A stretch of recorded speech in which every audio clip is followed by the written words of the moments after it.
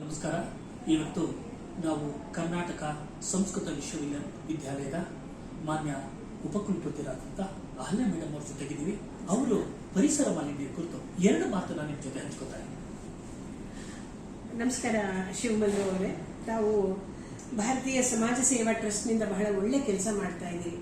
ಇವತ್ತು ಎಲ್ಲಕ್ಕಿಂತ ಅತ್ಯಂತ ಅಗತ್ಯ ಇರೋದು ಪರಿಸರದ ಬಗ್ಗೆ ನಮ್ಮ ಯುವ ಜನತೆಗೆ ಮತ್ತು ನಮ್ಮೆಲ್ಲರಿಗೂ ಕೊಡಬೇಕಾದ ಒಂದು ತಿಳಿವು ಅರಿವು. ಹೌದು, ನಾನು ಯಾವಾಗಲೂ ಯೋಚಿಸ್ತೀನಿ, 2-3 ವರ್ಷಗಳ ಕಾಲ ದುಂಬಿ ಅಥವಾ ಚಿಟ್ಟೆ ಇಲ್ಲದೆ ಇದ್ರೆ ಮನುಷ್ಯ ಅಥವಾ ಪ್ರಾಣಿ ಸಂಕುಲ ಎಲ್ಲಿ ಹೋಗ್ತೀವಿ ನಾವು ಅಂತಲೇ ಗೊತ್ತಾಗ್ದಂಗಿರುತ್ತೆ.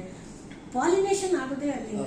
ಹಾಗಾಗಿ ನಾವು ಇದರ ಸೂಕ್ಷ್ಮ ಜೀವಿಗಳ ಕಡೆ ನಾವು ಗಮನ ಕೊಡದೇ ಇದ್ರೆ, ಅಥವಾ ನಾವೀಗ ಯಾವ ನೀರನ್ನು ಕುಡಿತಾ ಇದ್ದೀವಿ ಅದ್ರ ಬಗ್ಗೆ ಗಮನ ಹರಿಸದೇ ಇದ್ರೆ, ನೀರನ್ನು ಉಳಿಸೋದ್ರ ಬಗ್ಗೆ, ಬೋರ್ವೆಲ್ ರೀಚಾರ್ಜ್ ಮಾಡೋದ್ರ ಬಗ್ಗೆ, ಬಾವಿಗಳನ್ನ ಕೆರೆ ಕುಂಟೆಗಳನ್ನ ಉಳಿಸ್ಕೊಳ್ದೇ ಇದ್ರೆ ಮುಂದೆ ಬದುಕು ಹೇಗೆ? ಎಲ್ಲ ಕಡೆ ನಾವು ಭೂಮಿ 60 ಅಡಿ ಅಗದು ಮನೆ ಕಟ್ತಿದೀವಿ, ಮೇಲ್ಗಡೆ 108 ಅಡಿ ಹೋಗ್ತಾ ಇದೀವಿ.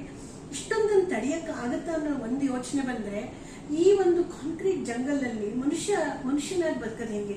ನಿಸರ್ಗದಿಂದ ಬಂದಂತವ್ರು ನಾವು ಇವತ್ತು ಎಷ್ಟು ದೂರ ಹೋಗಿದೀವಿ ಅಂದ್ರೆ ಎಷ್ಟೋ ತಳಮಳಿಗಳಿಗೆ ಅದೇ ಕಾರಣನ ಅನ್ಸುತ್ತೆ.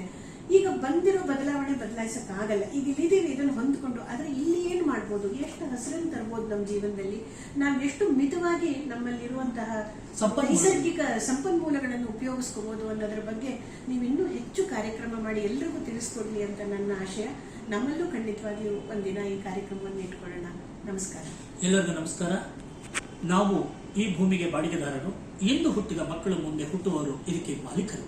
ಇಂದಿನ ಯುವ ಪೀಳಿಗೆಯನ್ನ, ನಿಮ್ಮ ಕುಟುಂಬದ ಮಕ್ಕಳು ಮೊಮ್ಮಕ್ಕಳನ್ನು ಉಳಿಸಬೇಕಾದ್ರೆ ನಮ್ಮ ಮಾನ್ಯ ಉಪಕುಲಪತಿಯಾದಂಥ ಡಾಕ್ಟರ್ ಅಹಲ್ಯ ಮೇಡಮ್ ಅವರು ಹೇಳಿದಂಗೆ ನಿಮ್ಮ ಮನೆಯ ಸುತ್ತಮುತ್ತ ನಿಮ್ಮ ಸ್ವಂತ ಜಮೀನುಗಳಲ್ಲಿ ಪರಿಸರವನ್ನು ಉಳಿಸಿ, ಭವಿಷ್ಯನ ಉಳಿಸಿ, ಈ ಭೂಮಿಯನ್ನು ಉಳಿಸಿ ಅಂತ ಹೇಳಿ ಎಲ್ಲರಿಗೂ ವಿನಂತಿಸ್ಕೊಳ್ತಾ ಇದ್ದೀನಿ.